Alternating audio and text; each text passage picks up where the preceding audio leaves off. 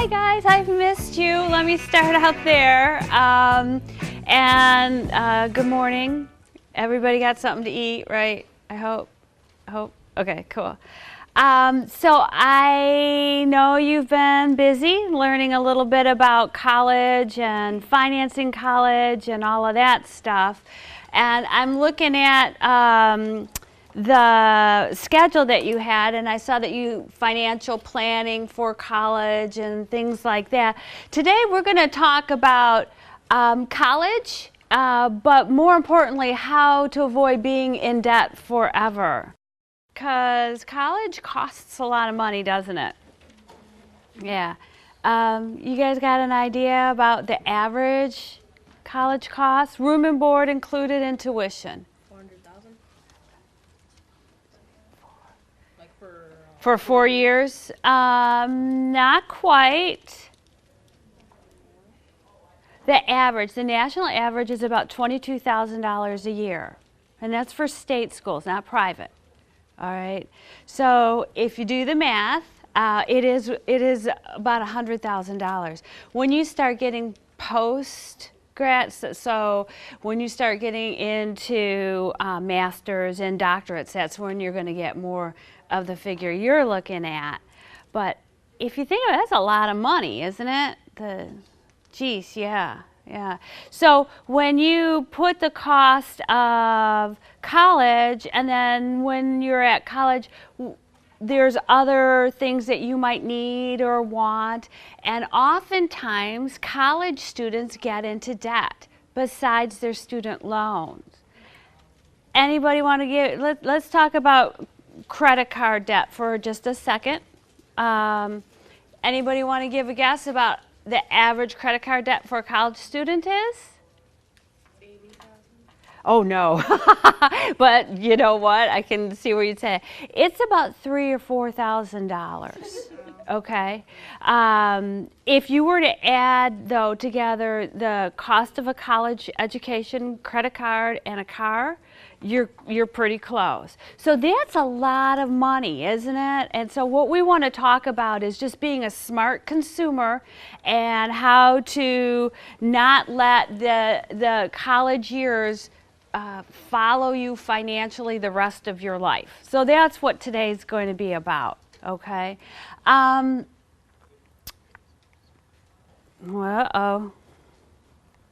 There we go. All right, because the bottom line is if you can control your money, you can control your credit, and then you can control your life. You know what's interesting about this is that money does not buy happiness. You guys get that, right? Money does not. There have been folks that have done studies upon studies on what makes people happy based on surveys, and it isn't money. Okay, but I can tell you the other thing they have found out is that the lack of money can cause unhappiness. So you get that? So money isn't going to guarantee that you're going to be happy and just live this fulfilled life, but the lack of it will definitely bring you down. All right, so that's, and look at how happy she looks. Look how happy she looks. But it isn't necessarily that cash that's making her happy. It's the control of it. All right, it's the control of it. Because we've seen a lot of people that are extremely rich that are extremely unhappy, haven't we? Yeah. So, okay, I want to go ahead then, and I'm going to transition into credit. What's credit? Yeah. It's like a loan from a bank, except for you have to pay back with interest. Haha, that's a pretty good definition. The loan of money with the expectation that money will be paid back later. That's all credit is, right? You're borrowing money, you're getting something. Those financial institutions, those banks and credit unions, are they doing that out of the goodness of their heart, loaning you money? What's in it for them? More money, the interest. I heard interest over here, interest here. Absolutely. They are in the business of making money, right? And so interest is charged, and that is the cost that's associated with the ability to use money loaned. And so interest is not we had talked before Christmas, and I'm going to go way back, okay? Well, we had talked about how if you invest money, you can get something called interest, and your money grows. All right. Well, on the flip side, if you borrow money, now you pay interest for the privilege of using that money. That makes sense, right? So depends on if you're the lender or the borrower, but interest is always involved. Okay. So that being said, there are some different types of credit out there, right? Credit card, that's a unique kind of credit. It allows you to use a piece of plastic to pay for stuff, and then you have to pay it back to that credit card company, right? If you don't pay it back, you will be charged late fees and higher interest, and it can damage your credit. And we'll talk about that in a minute as well. But really, there's nothing that they can take away from you tangible, like as opposed to a loan for a car. A loan for a car is another type of credit. You go to a bank or a credit union or the car lot, and you ask to borrow the money to get the car, and then you pay it back. The consequence of not paying that loan back, anyone have an idea? What happens if you borrow money to buy a car? Yeah. The rating on your credit goes down? Absolutely, it'll affect your credit. What else? They'll come take your car, won't they? It's called a secured loan. So it's secured by the car. So if you don't pay, then the lender will come get your car. Okay. That's called installment credit usually as well. So it's not only secured by something, but a car loan is usually you borrow a specific amount of money and then you pay it back based on a schedule, usually about 3-4 years. It can go up to 5, but on this schedule, and when you're done paying, you're done. It's different from credit card, which is revolving credit, which we'll talk about in a minute. So we've got a secured installment loan for the car, and then there's also another kind of installment loan, and it's very specific to home ownership. It has a house attached to it, and it's called a what? Mortgage, absolutely. And guess what? What happens if you don't make your mortgage payment? They'll do a foreclosure and take the house, absolutely. And what else will happen? You'll get kicked out and damage your credit and yeah, all that. So different types of credit. Oh, wait, there's one more too, isn't there? Right, that student loan thing. That student loan thing. I think it's 76%.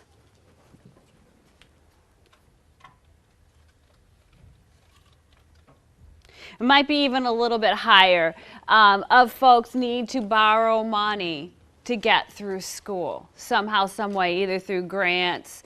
Grants are not borrowing, but something along those lines where most people now have to borrow money to get through a college education. So that's a important piece of credit. That's something that maybe you and your folks are talking about and how you're going to get through and pay for college. Absolutely, you're going to want to do the best you can in school so that you can get lined up for those scholarships and that kind of thing based on your academic performance. So that's just a little encouragement for you. But we're going to go ahead and we're going to move on, and I want to talk a little bit about credit terms. All right. So there are 10 terms up here. Annual fee, annual percentage rate, credit limit, finance charge, grace period, late payment fee, loan term, monthly payment, over the limit fees, and finally interest. So Let's do a little quiz here. Will you do me a favor? Can you see that all right? Can you read that definition there in the green? Yeah. Okay. The yearly interest rate that includes all fees and costs you pay to the lender. What do you think that is? Anybody? Annual percentage rate? That's, Annual fees? well, we've got annual, yeah, because it's, we have annual fee or annual percentage rate. The yearly interest rate that includes all fees and costs you pay the lender is the annual percentage rate. And that's called APR, by the way.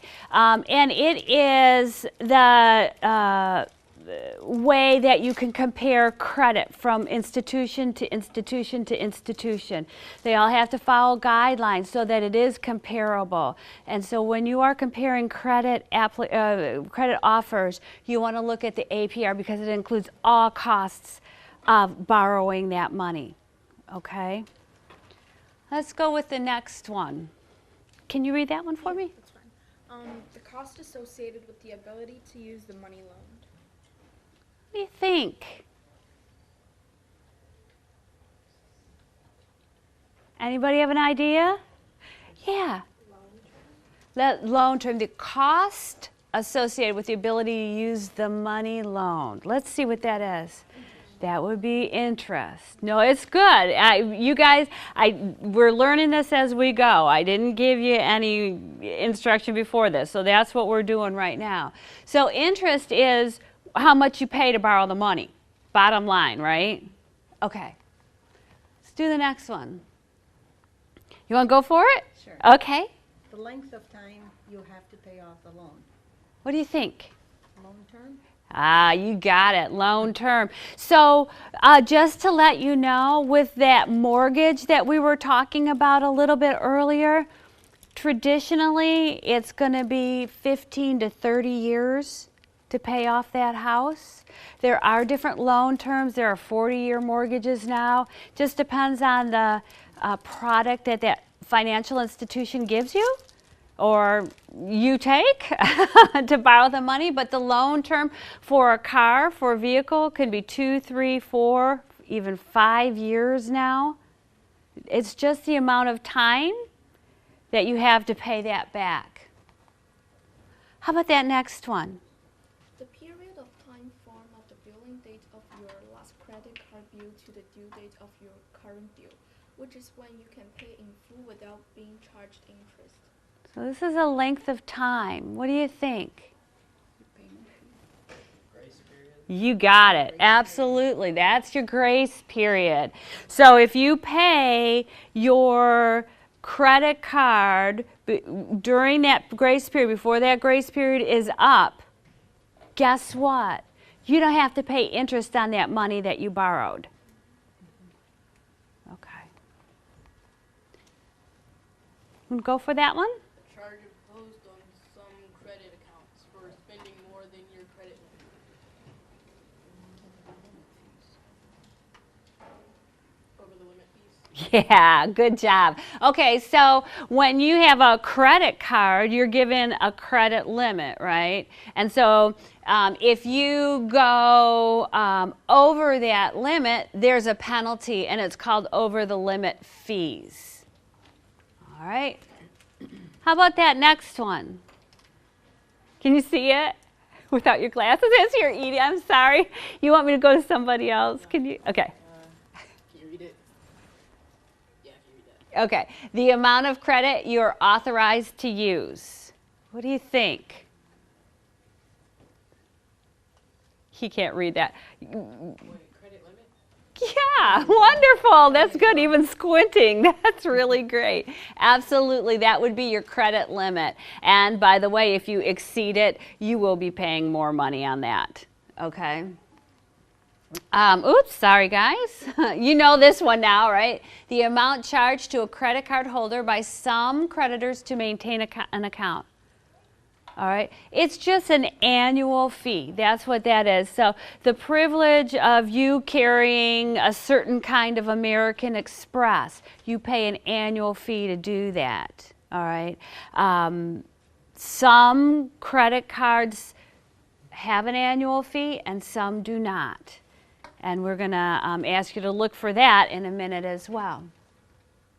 What about this one? Can you read that next one for me? The percentage charge applied to the daily or monthly balance is described in the credit limit. Finance charge. You guys agree? Finance charge? Yeah? Okay. You got it. Absolutely. So that's just going to be how much it costs for you, the whole kit and caboodle, to borrow that money. Oh, I did it again. Okay, so the smallest payment you can make to maintain a credit account on a current status is basically your monthly payment. All right, so whether it is a car loan, a mortgage, they all have monthly payments. You know what? So does a credit card. And it has a minimum payment due to keep it in current status. All right. Who wants to take the last one? Go for it. A charge added to an account if a required payment is not received by a specific date, a late payment fee. Sure, you know what? And that makes sense, right?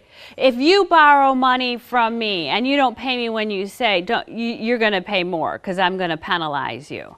And all of these things are laid out in what's called a credit card or a loan agreement or mortgage documents. Okay, so all of this is spelled out, right?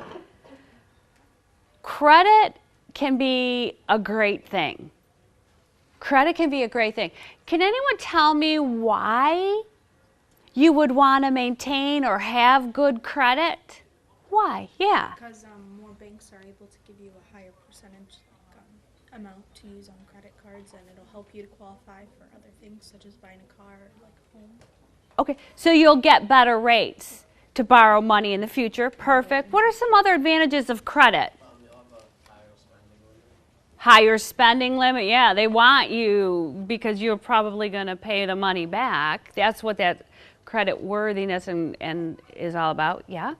Just in case any like problems happen, like say you lose a tire and you need to get a new one, or you're out of gas and you don't have any cash on you, you can use the credit card and then pay it back when you have cash. Wonderful. That's another great advantage. To take care of unexpected expenses or emergencies, if you don't have the cash, you can use that credit card to take care of what you need to take care of, right? That's a wonderful benefit. The way I look at it is also to see how trustworthy you are, how you take money and pay it back to people. It's not only banks or buying a car or a house, to see how you can handle your life and how you can be Handle honest to your pay money, back yeah. that you took. Yeah, it's your trustworthiness. Trustworthiness. Absolutely. Any other advantages that you can think of having credit, having good credit? Get to shop. You get to shop, yeah. You're eligible for certain advantages, like financial advantages that aren't admissible to other people. Like certain like little loopholes. Since your credit is good, they can trust you to probably have a certain advantage on other things other people wouldn't even know about. Okay. Like extra advantages. Extra advantages. You know what? I'm going to bring this up, but you brought up a really, really great point I want to make. When you have poor credit, did you know that you will be paying more for insurance on cars? Did you know that a lot of times when you're applying for a job, they will pull your credit? And of course, when you are applying for a loan, they want to see your credit as well. So as far as the costs of credit, sometimes we saw that there were some membership fees, annual fees, that kind of thing. You've told me throughout that to borrow money, you're going to be paying more back. It's called through interest, right? And then another cost, though, of using like a credit card is that they could get lost or stolen. And then finally, when you have a credit card, there is a temptation to overspend because you're not putting the cash on the counter, right? But you just told me some wonderful benefits that you can take care of repairs or replacements, right? You don't have to carry cash, so it can be a little safer. You have a record of your purchases as well. And then let's not forget the biggest advantage to having good credit is it allows you to buy other things, larger purchases like a new car or a house. I don't know many people that can pay cash for a house. Most people need a mortgage, right? All right. So how do banks and lenders and credit unions know about your credit worthiness? Well, there's something called a credit report that is kept on you when you have credit relationships. You guys ever heard of a credit report before? Yes. Yes. Yes? They talk a little about it. What do they say? Do you remember what they say about credit reports and stuff? Some people who have a bad credit report, and they have to like pay more. They do. They absolutely do. When you have damaged or poor credit, you definitely pay more. A credit report is simply a record of your past and present credit relationships. All right? It's kind of like a report card of how you've done and how you're doing in the school of credit. All right? There are 3 major credit bureaus that collect information on you. That's Experian, Equifax, and TransUnion. Those are the main credit bureaus in the U.S. All right. So how this works, what do Experian, Equifax, and TransUnion do? Well, it goes like this. So you have a credit relationship with Sears. Okay, I'm gonna have a credit card with Sears. Okay, and I went and they had a really good deal, and so I went and I bought some shoes and I paid $40 for those shoes. All right, so then I get my credit card bill, and before the grace period is up, I pay the $40 back to the credit card. So I'm gonna pay my credit card. I'm gonna pay that lender the $40. Sears then is going to collect that money from me and make a record of it. Oh, okay. Amy paid, and she paid on time before the grace period. So now Experian, Equifax, and TransUnion, they're going to collect all this information from the different lenders, Sears, Penny's, Visa, Bank of America, Chase, Michigan Credit Union, all of them. Okay, and then they're going to put this information of your payment history and how much credit you have in a nice report format. Again, kind of like a report card, right? They're going to get that all ready to go, and the credit reporting companies, they put this together. Who do you think that might be for? For you? To see if you're credit worthy for other lenders. That's what it really was about. It was for other lenders. Other folks are using this information now, right? They're used like I was talking about the employers and insurance companies, but it's basically for other lenders, right? So then the credit reporting companies share this with other lenders. And then we get back to you develop that credit relationship with a new lender, and then it starts all over again. So that's how things end up on your credit report. It's basically people you have a credit relationship with. They're reporting to Experian, Equifax, or TransUnion on how much credit you have, the type of credit you have, how long you've had that credit. It's really important that a credit report is accurate. Yeah. Are there other companies besides those 3 that collect your information? There are, but they're industry specific. These aren't Equifax, TransUnion, and Experian. They are not like just for a specific industry, like an insurance industry or anything like that. Those will take them all. Yeah. I always see like commercials for that website Credit Karma. Is it real? It is real. That is a website, Credit Karma. You are entitled to a free credit report every year from each of the Experian, Equifax, and TransUnion. All right, but it's not through Credit Karma. All right, that's a different deal. Okay, but the Experian, Equifax, and TransUnion, we have a URL that was set up by legislation, by a law that says that you're entitled to that credit report to see it, and that website is annualcreditreport.com. Okay, annualcreditreport.com. You guys, probably most of you will not have credit, because in order to have a credit report, you have to have had credit history somewhere. All right, and probably most of you haven't had credit history yet. But what happens with that credit, with other sites like that free credit report that you've seen on TV, they have really cute commercials, you know. But the problem there is a lot of folks went there thinking that, you know, that they could get this free credit report, no strings attached. But unfortunately, there were strings attached. They were signing up for a service.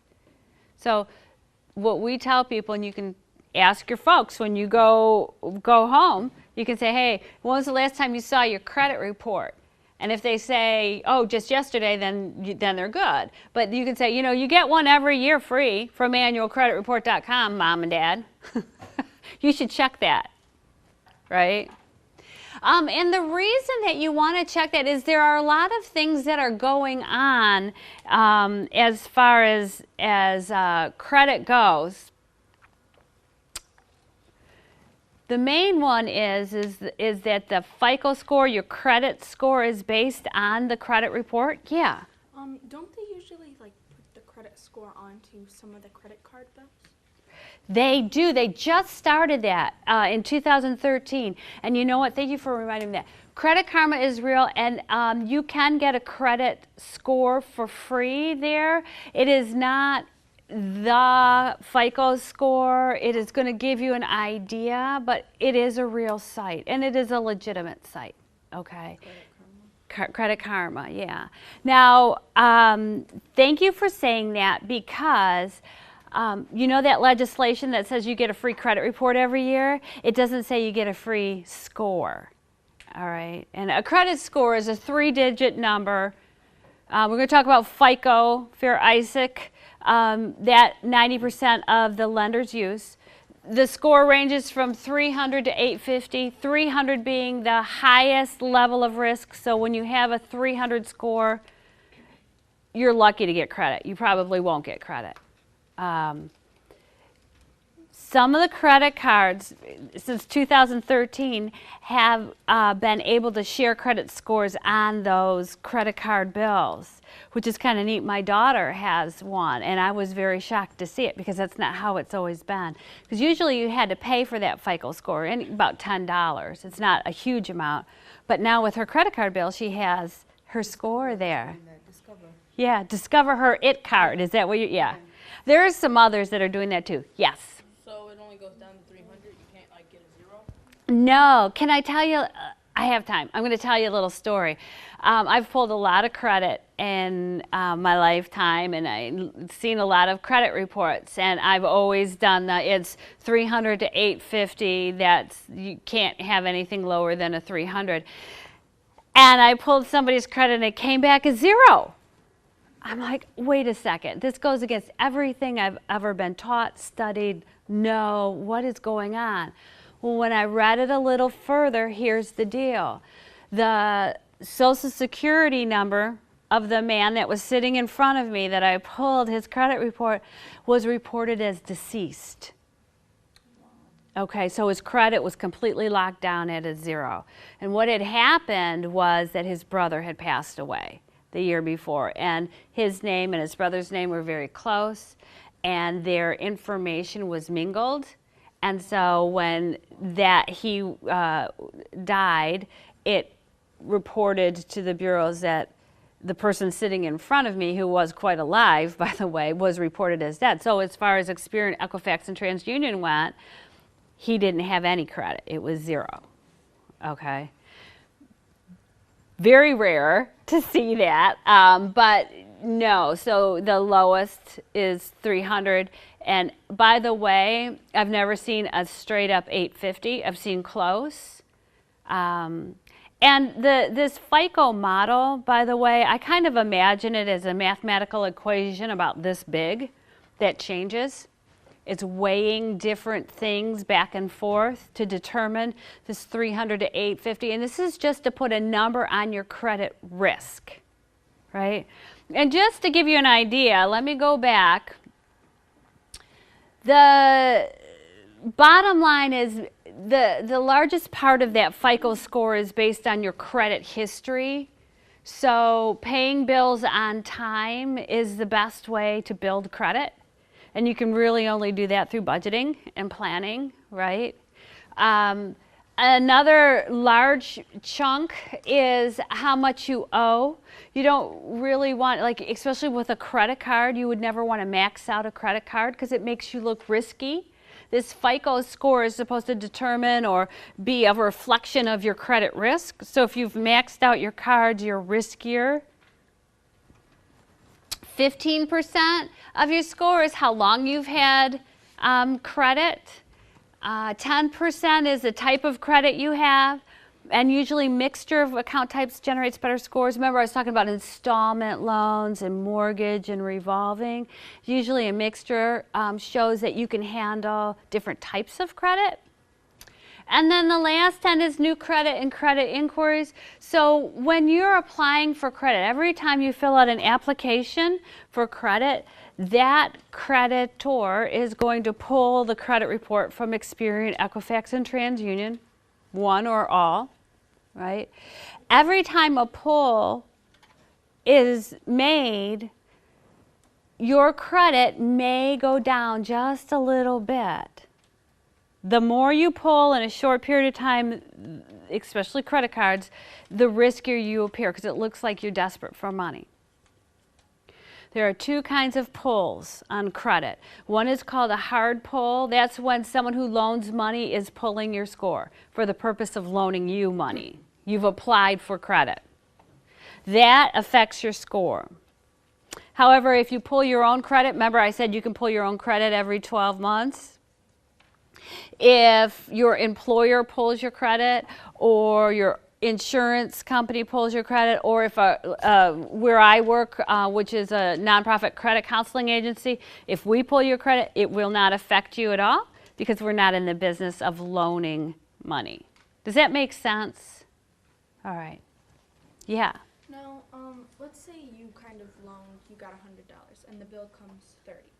If you pay the full 100 instead of the 30, does that increase the credit as well?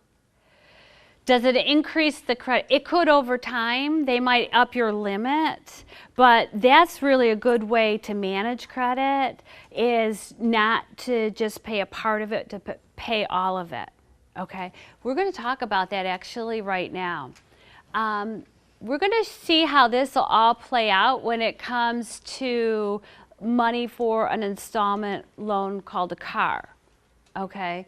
So say the purchase price of the car is $5,000. The finance term, which we know is how long that loan is out for now, is 48 months. Let's see how that is.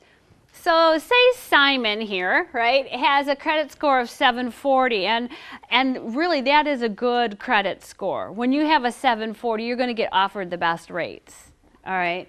So his APR, which is, right, your annual percentage rate, his is going to be 5%. His monthly payment, which you can go online and get calculators to figure this out, that's going to be $115 a month.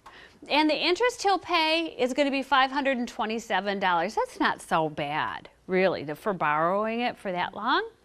It really is. So he's kind of happy. He's got good credit. What happens to poor Simon when it goes down to $650? That means he's probably missed a couple of payments here and there, right? His APR now has gone to 11.5, so he's having to pay more money to borrow that money. And so his monthly payment went up by about $15 a month. But here's the deal, over time, look at how much interest he is paying. He's doubled plus. how much interest he's paying. So he's like, wait a minute, what's the deal there? I only missed a couple of payments. Yeah. Wait, so then the higher the number, the better it is? Yes, the higher your credit score, the better it is. Okay. Yep. Finally, poor Simon, he's in trouble. He's missed quite a few payments. He's got a 580 credit score. He's going to be paying a lot to borrow money because he's considered risky. So his APR is 21%. His monthly payment is $154. And look at that, $2,400 in interest. Yeah. What's the average credit score? Oh, you know, it changes all the time. I think it's in the low 700s. But I could be wrong. But it's not, right in the middle would be kind of decent credit. Can I ask you a question? You know, sometimes when you're doing good and you're making your monthly payments on time and all that, and they give you a credit increase, Yeah. does that affect your score? It can. It absolutely, Really? because it has to do with your utilization. Okay. That piece of the pie that said amount owed, Yeah. you know, you never want to max it out. So if they've increased your credit limit, then your utilization is going to change. Okay, so just real briefly, okay? So say you had a $5,000 credit limit, Okay. okay, and you've borrowed $4,000 from it, okay? So you're using like 80% of your credit limit, yeah. Well, say they up it then to $10,000. So now you have $10,000 to pull from, and you have still, That money that you owe. yeah, $4,000. So that's about 60%. You're not nearly as risky, so your score is probably going to go up. The best scores are usually if you're using 20% or less of your credit. Oh, okay. Well, score 777, is that good? Yeah, that's really good. That's a good score. That's good, okay. That's good news. Okay, so credit matters. Remember that first slide? Control your money, control your credit, control your life. So you can see if you're having to pay a bunch of money extra every month just because you missed a couple payments, that's going to bring you down, isn't it? Yeah. All right. So you know what? Let's see how this plays out in another way because I want to talk about credit cards. Yeah. So, like, how do they, like, keep track of your credit? Like, say you get rid of the credit card, but you still have the same credit score? Is it, like, linked to your social security number? It's linked to your social security number. Yeah. Good thought, though. Absolutely. I want to talk a little bit about the credit card basics because that's a very specific type of credit relationship. The credit cards, they can be used just about anywhere and anytime. You can even go and get a burger at the fast food joint on credit. Pretty wild, huh? Arby's, I think, has one. A lot of places are taking it. The deal with credit cards is there's no real payoff deadline. You have a due date to pay the minimum payment, but you don't have to pay off everything. It's called revolving credit. It can be kind of dangerous, though, and we're going to see that in just a second. The payments vary. You get to decide how much you pay on a credit card. So I want to talk about this whole minimum payment thing. The credit issuer is going to put a minimum payment on that credit card bill that you receive. This is what, if you pay that, it will stay current and in good standing. It is the minimum payment, all right? So let's say we've got, who are these guys? There you go, Katniss and Peeta. So we want to talk about which kind of a warrior they are. So they both have a balance on their credit card of $5,000.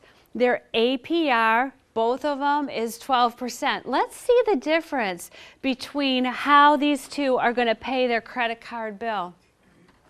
Katniss, she's just going to pay the minimum, which, by the way, would be $105 a month on this. All right. Peeta, he's going to do double the minimum. So he's going to pay $210 a month. The deal is, look it's going to take, if Katniss pays just the minimum and puts nothing else on her credit card, it'll take her 21 years to pay that off, just paying minimum. And more interest. Can you believe that? 21 years? And look, you know what? PETA's not that much better. It's going to cost him, 9 years for $5,000. $5,000, what is that? That's a flat screen TV surround sound type thing. How do you think that is going to look after 9 years? Probably, and definitely 21 years. Yeah. But what if you die? What happens to your payment? Do you not pay it anymore? Well, in the state, there are different laws state by state on what would happen. It might go against your estate. If you owe money, like on a mortgage or a credit card or a car, that lender can come after your estate to get that money satisfied. It definitely wouldn't come after your mom and dad unless they co-signed it. Mm-hmm. What if you don't have anything? The credit company just loses? Mm-hmm. Yep. And then just on the side, if the credit card company loses, what do you think happens to the rest of us? Do they eat that cost? No, they'll pass it on to us through higher interest rates and that kind of stuff. So we pay for it in the end, right? Yes. So there are the total payments for PETA and Katniss, and you can see you never really, you guys, don't ever just pay minimum on a credit card. It'll take you forever to get it off your back. And remember, I was saying, how do you stay out of debt forever? Well, one is don't carry balances on credit cards. All right, because look at $5,000 is 21 years. So that being said, you can see a lot of folks got in trouble with only paying minimum. So much so that other laws were just passed recently in, I think, 2009. It's called the CARD Act. And it brought about some legislative changes on how credit card companies can not only charge interest, but also they have to be clearer on their credit card offers. Because sometimes it would be like in teeny tiny little print what your late fees were or how much interest, what your APR was. All right. Also, what else was going on is on college campuses, there were a lot of financial institutions that were like giving Frisbees away or T-shirts or something if you got a credit card with them. So here I am, I'm 18, woohoo, I'm out on my own, I can get like $5,000 of credit. You think I'm going to take that? Well, if I'm 18, I probably would. Yeah. I probably would. And I'm going to swipe that card because I have no clue what the consequences are. So legislators got involved because enough folks got in trouble with it. And they said, look, you can't go on college campuses and solicit business that way. You can't give away free T-shirts and things like that just to get a credit card. In fact, when you're under 21, you either have to now have a co-signer on that credit card or you have to prove that you can pay that credit card. So you have to have like a job to pay off that credit card. So there's a lot that goes into that CARD Act, but it was brought about because folks were getting in trouble with having too much credit card debt and it taking too long to pay off and interest rates bouncing all over the place based on your credit risk and your changing credit.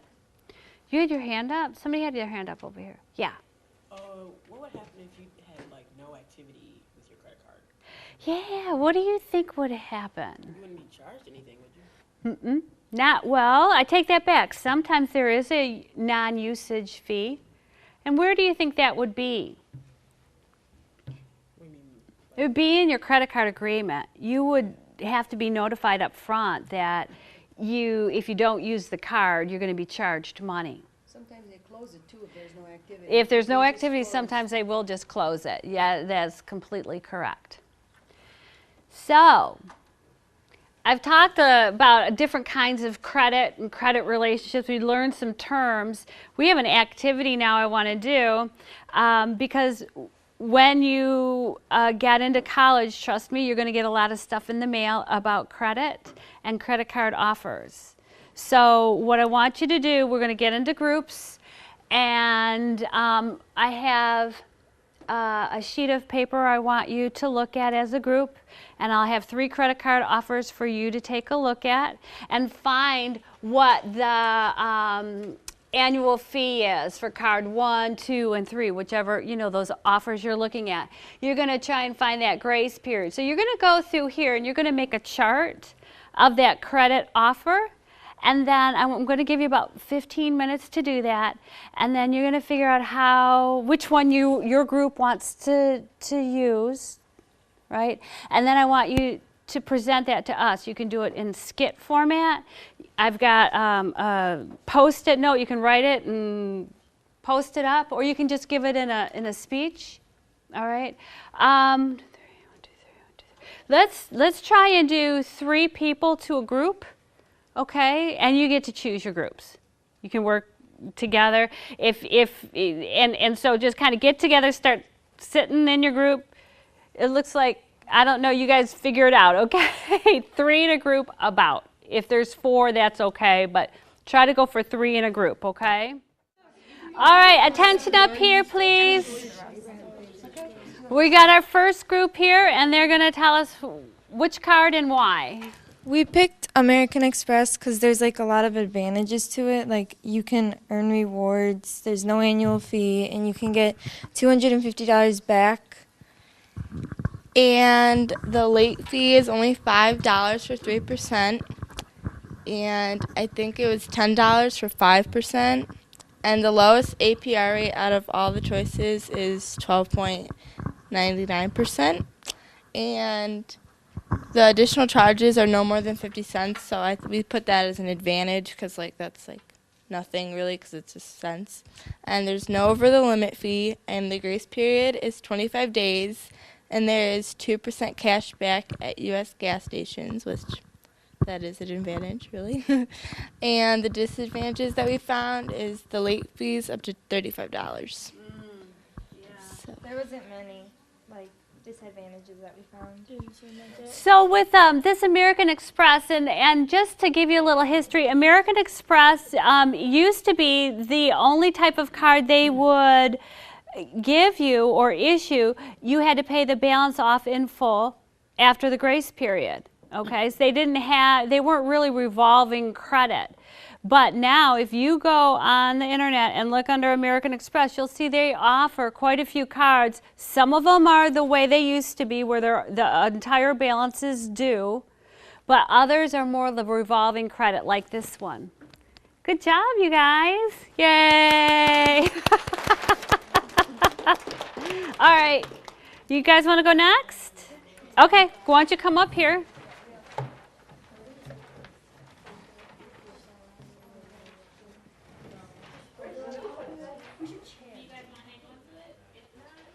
All right. All right, which card and why? Everybody up here? So, out of the 3 cards we chose, which were the Everybody up here? Awesome. So, out of the 3 cards that there were, which were the first card, Capital One, the Venture card, the second card, the Citi card, and the third card, the American Express card, we chose to go with the third one, which was the American Express as well. So the advantages to this card were you had the 0% APR for 15 months, but then after it, you had the APR, which was 17.24%. And in the second card, which was a Citi card, it was APR for 18 months, but then the APR was for 13.99. Oh, okay. So the reason we kind of chose the higher one was because there was a longer grace period and the over the limit fees. Like if you spend much and when you're going to like the cash register to pay and you like pay for it, it won't let you purchase it. So the kind of thing with the American Express is that it will let you buy it. It's not like the Citi where you buy it and it'll tell you not, so you have to return the stuff. So that's kind of the advantage we saw there. And it also, like, another disadvantage that it has is the transaction fees. With the balance transfers, you have $5 or 3%. And with the cash advance, you have $5 or 3% as well. And with the foreign purchase transaction, it is 2.7% in US dollars. Okay. Sounds good. Thank you very much. Appreciate it. You guys back here? Somebody want to call? One or all of you come back up here so he can get you on camera. No pressure. You go. Okay. Of our 3 cards, we thought the one from the U of M Credit Union was the best because its APR was only like half of the other 2. So that was the main deciding factor. It also has the longest grace period at 27 days. The one disadvantage is that it's the only one with additional charges, but they're not as much compared to the fact that the rate is so much smaller, and you also get 1% cash back. Nice. Okay, so the 1% cash back and the reduced fees is what got you guys, right? By the way, does anyone know the difference between a credit union and a bank? We talked about this before. Credit union is, oh, I forgot the answer. I think a credit union is like a few people they got, or a group of people they got together. But I think it's like not. I don't know. No, you're doing well. A credit union, the members of a credit union have something in common. It might be a community or occupation or whatever it is, but they have something in common. They're also structured, they will offer very close to the same products, if not the same products. They're insured by different organizations. Remember, FDIC was for the banks, and the CUNA was for the credit union. And then also their profit, banks are listed as for-profit, and credit unions are not for-profit. So, okay, it's up to you. Someone want to come up, or all 4? Good.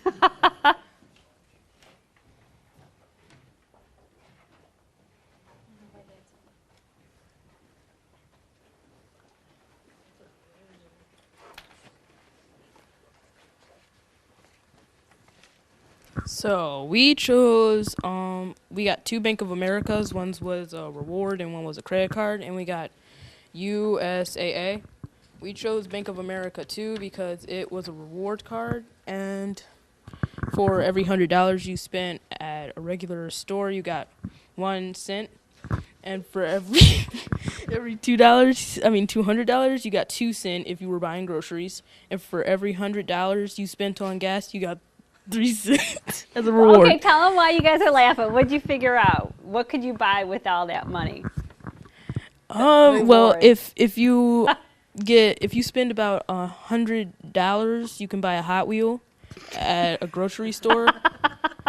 You can buy 2 if you buy groceries at like a food store or whatever, and you can probably buy a bag of chips at a gas station. There you go. So, okay, but you guys did choose the reward card. Yes. Because you figured something was better than nothing? Yes, and there was late fees on the other 2, and there was an over limit fee on Bank of America one. Okay. All right. Like 25%.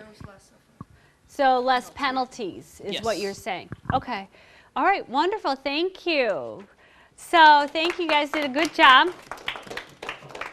I want to just touch on a couple of things. One is there's a lot of information on these credit card offers, aren't there? The thing is, there's so much information, and before the Card Act, it wasn't nearly as clear, but a lot of times people would take out a credit card and not understand how they work. They wouldn't understand the grace period or the over the limit, if there was an over the limit. So it's important for people to read their credit offers to help them decide what one they want to take up. Another thing is, and this is something I want you to think about, carrying a balance on a credit card can get kind of expensive. Remember we saw how Katniss and PETA, that 21 years for $5,000. So you want to be very careful about carrying a balance. Really, when you're starting out and trying to develop credit, the best way to use it is to get a credit card and put one purchase on it that you can pay for in full by the end of the month. That way you're getting a good credit history because the issuer is reporting to the credit bureau, but you're not being charged the interest, you're not being charged the late fee, nothing like that, right? The other thing that I think was important for you to see is that there are different perks with different cards. So someone who travels a lot may be more interested in that Blue Sky offer by American Express that went around. Whereas someone who doesn't travel as much, maybe like the grocery store option, the perks, the rewards, all right? The other thing I wanted to tell you is all of these credit card offers that you were just working with, and I had 2 other sets of 3, came to my house within a 3-month period. Yeah, all of them. Right? So you want to be careful that, you know, you do get a lot of offers and you want to be able to discern between them on which ones you really want. The other thing I want to say before I let you go is, I don't know where the flipper, here it is. Okay, if you want more information on credit cards, that kind of thing, you can go to consumerfinance.gov, learn more. It's a really nice site to learn more about this stuff, and it starts out at the very beginning. It doesn't assume you know anything about credit. And then the other one, this was really good too, and this is from the federalreserve.gov site. About credit cards, and there's a tutorial or a video or 2 there. So understanding your statement, learn more about your offer. I would look at that one. So does anyone have any questions? I have a question. Uh-huh. Sometimes you have like credit cards that sell from one bank to another. Like Mhm. I've had like one card is like Bank of America, then it's Barclay, and how does all that, like, does it affect the credit card, or you just have to? Yeah, not necessarily. You'll get notice in the mail about the change of who owns the debt now, and then all you have to do is read there. They can't, without sufficient notice in the Card Act and all of that, they can't change the terms of the agreement on you like they used to be able to overnight. So, yeah, and you'd have an option of closing it down anyway before any of that took effect. So, Even if you have like a balance on it, you can still close it and just pay it off. pay it off. Yeah. If you don't want to Continue. Okay. Yeah. All right. Well, you guys have been wonderful as usual. Remember what we talked about today? There's a lot of terms that go into credit that we looked at. We looked at the different types of credit. We looked at credit cards and really kind of got into those offers that you can receive and how important it is for you to figure out what's best for you and how you want to use that credit. Because the bottom line is you don't want to be in debt forever. You don't want to take 21 years to pay off $5,000, right? All right. Thank you, guys. See ya next time.